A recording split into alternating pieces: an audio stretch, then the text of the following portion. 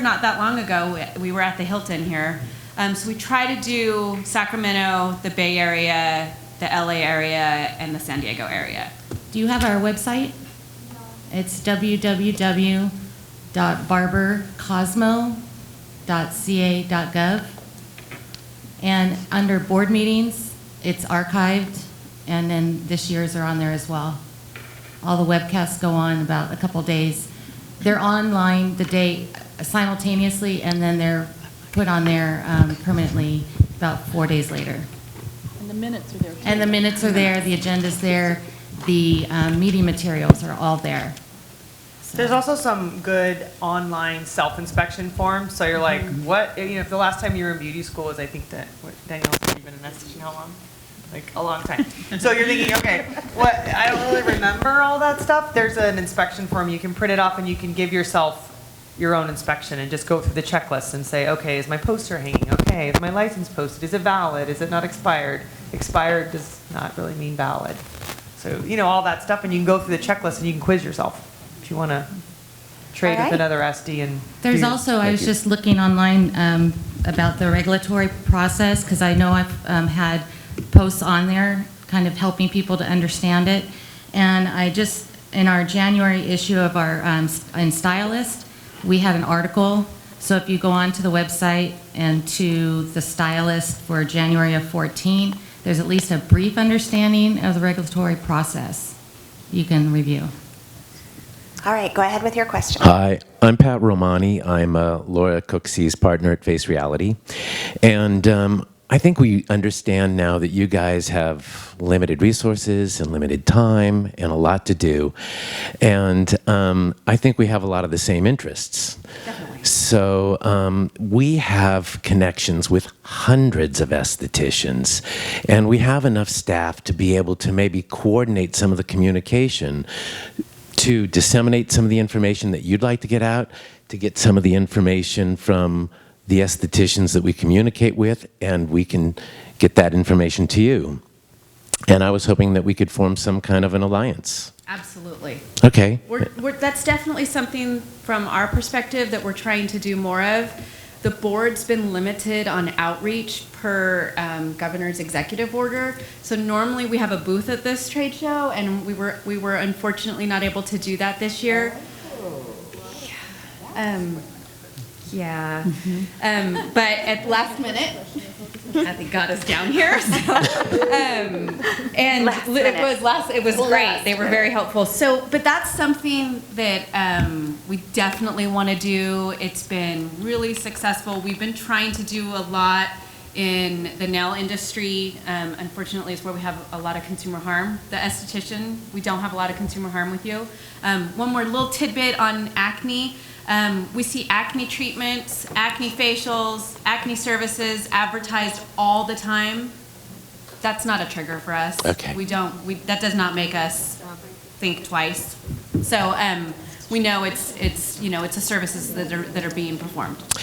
I do believe, though, that the fight with the dermatologist is going to heat up, because there's a lot of problems with some of the medical community recommending that they don't use antibiotics because of the growth of these gram-negative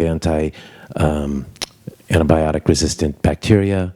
And we just had a dermatologist who moved in our office building 2 years ago, and he moved out a year later. And I definitely feel as though it was a blow to his ego. So, at any rate, thank you. Thank you. We have a question back here. Can you pass it back? There you go. I didn't really want that. On a totally different note, I was actually wondering if there was a possibility of making available the inspection sheet that they come out with to do the inspections to the estheticians, spas, and salons, so that we would have an idea of where the regulations are that we would be cited for.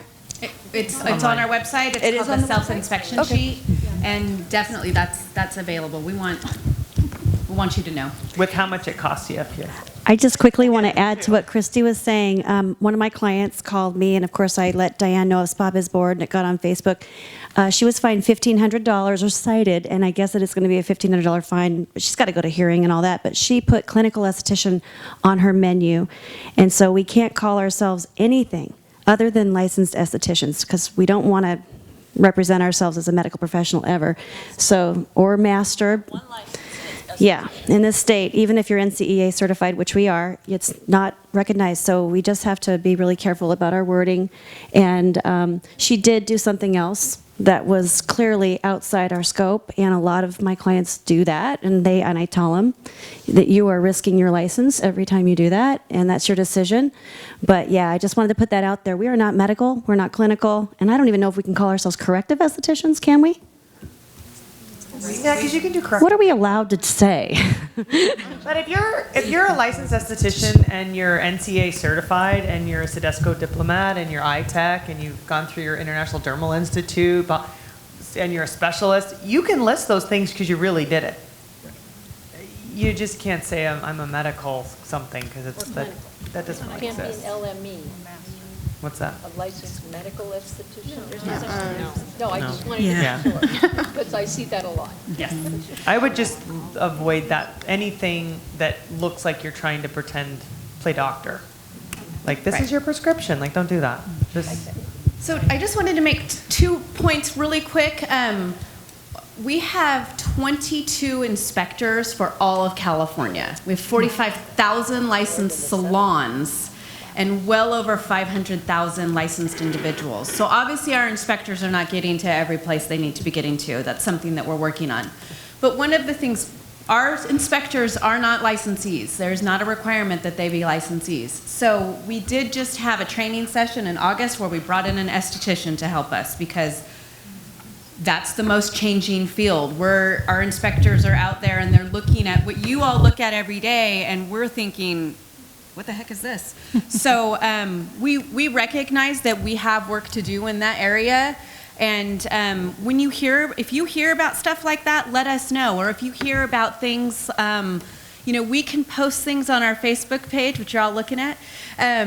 Like reminders. That's one of the things, like, don't call yourself a medical esthetician. So if you think that's something that you would like us to work with you on, that would be great for us as well. And just one more other little tidbit. The board is going through sunset review, and that's when every 5 years our board gets reviewed by the legislature, and board members and myself have to go in front of the legislature and prove why we're there and what we've done. So it's a grueling process, but it's a great process because it gives us the opportunity to bring up any new issues. And one of the things that was in that very last version of that bill was the fact that it did sort of expand the existing scope of what you all do right now, and it allowed for body treatments.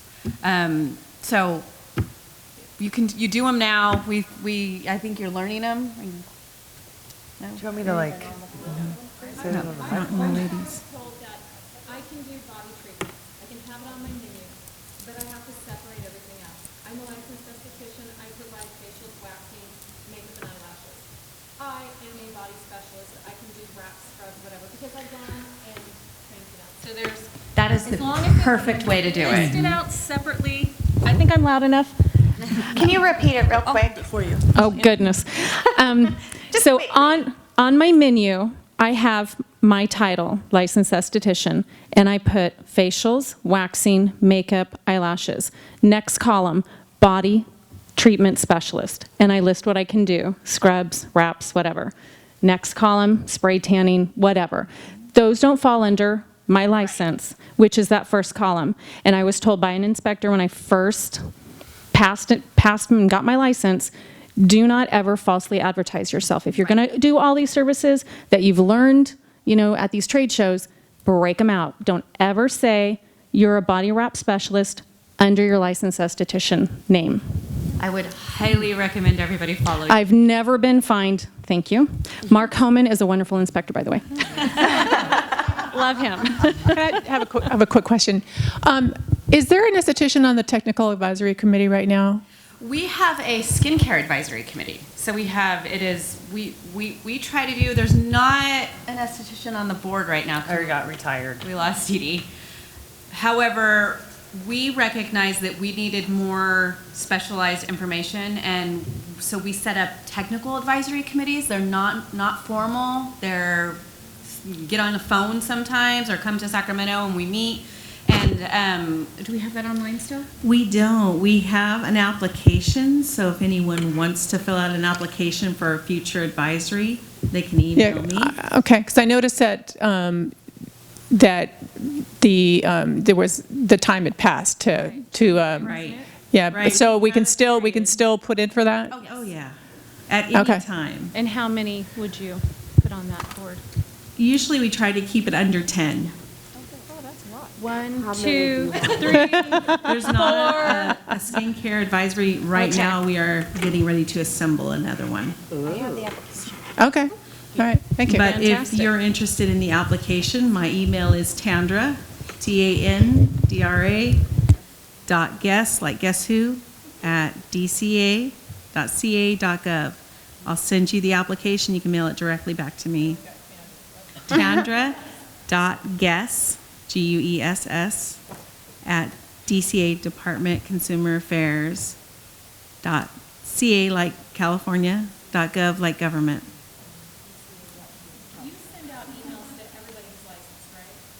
The Interested parties. interested parties, so make sure you're signed up for interested parties list too. It's on the front of our webpage. It says join our email list. Get on that list. Anytime there's a regulatory hearing, a board meeting, you get an email saying what's going on and where to look on our website for the information. Okay, we have a question. Please stand up. Hi, I'm Ritu. Actually, I had a question about threading. Is that regulated by state board or no? Threading? No, it's exempt. Exempt. Oh. All right. Well, thank you so much. Let's give the board and Dee Dee a huge round of applause. They have had a rough row to hoe. So thank you so much. And thank you for being here. Yeah, thank you so much for being here, and I hope you had a great day. Oh, wait, Noelle's going to take a picture.